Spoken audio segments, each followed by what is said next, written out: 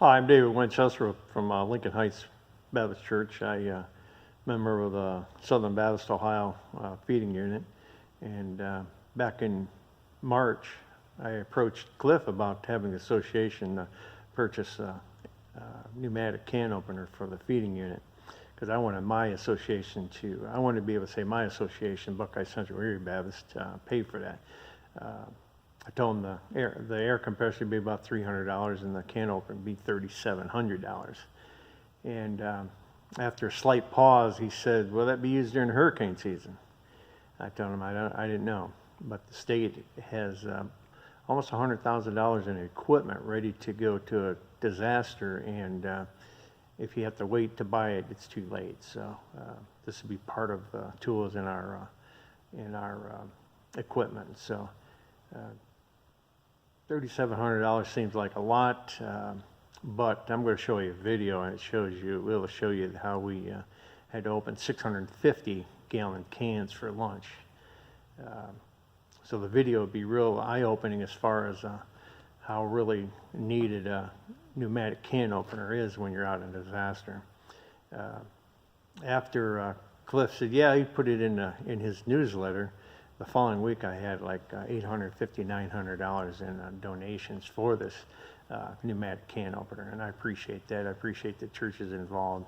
I won't be able to say that my association paid for it, but I'll be able to say that my association helped pay for most of it. $3,700 for can opener is a lot. $300 for pneumatic for air compressor is a lot, but it's a well-needed tool.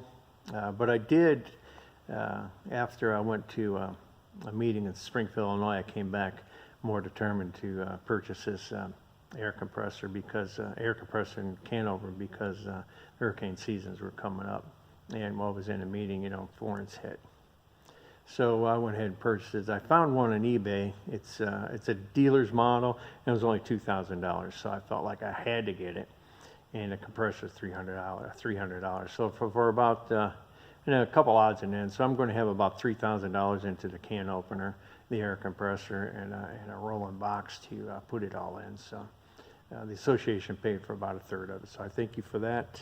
The video I'm going to show is after Hurricane Rita. I took 25 from Ohio, and we met up with about 20 from California and a couple from Texas and Tennessee.